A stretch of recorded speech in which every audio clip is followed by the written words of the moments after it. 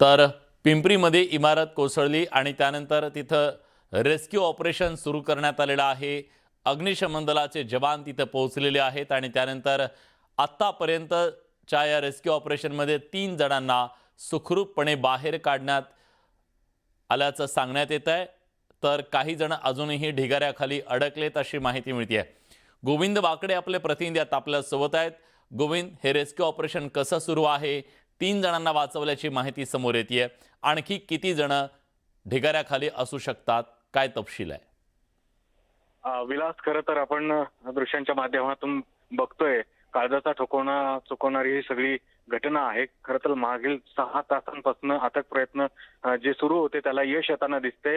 अगदी लष्कराची एक तुकडी थोड्या वेळापूर्वी दाखल झाली आणि जी इमारत कोसळली होती तिच्या वरच्या भागात मोठं भगदाड पाडून काही लष्करी जवान आतमध्ये उतरले आणि जे दृश्यांमध्ये दिसतंय आतापर्यंत 3 व्यक्तींना, जे कामगार या ढिगाऱ्याखाली अडकले होते, त्यांना बाहेर काढण्यात यश आलंय।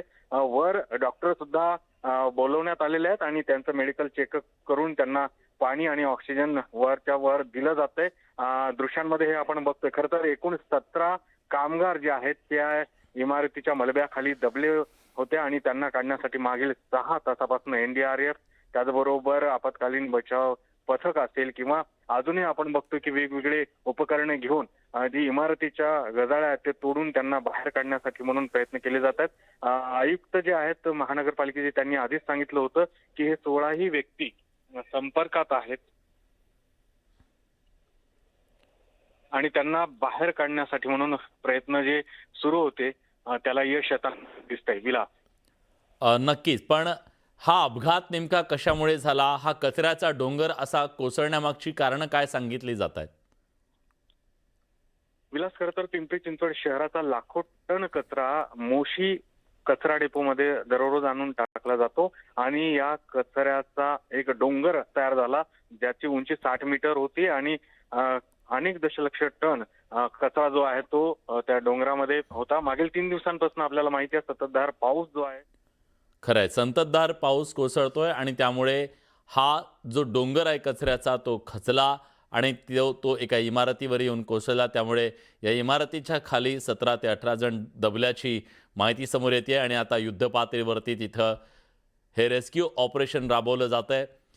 अग्निशमन दलाचे जवान तर दाखल झालेत, पण लष्कराची एक तुकडी सुद्धा या परिसरामध्ये दाखल झालेली आहे आणि शर्थीचे प्रयत्न करून या इमारतीमध्ये इमारतीच्या खाली अडकलेल्या लोकांना रेस्क्यू केले जात आहे। काही वेळापूर्वीची ही दृश्य आहेत बघा, की अतिशय सुखरूपरित्या एका व्यक्तीला बाहेर काढण्यात आलं। ती व्यक्ती घाबरलेल्या अवस्थेत होती, पण लगेचच ऑक्सिजन आणि पाणी देऊन त्यांना रुग्णालयामध्ये दाखल करण्यात आले। हे रेस्क्यू ऑपरेशन एक जीव वाचवण्यासाठी शर्थीचे प्रयत्न या जवानांच्या माध्यमातून केले जात आहेत। सगळ्यांच्याच काळजाचा ठोका चुकला होता जेव्हा या इमारतीवरती कचऱ्याचा हा डोंगर येऊन कोसळलेला होता।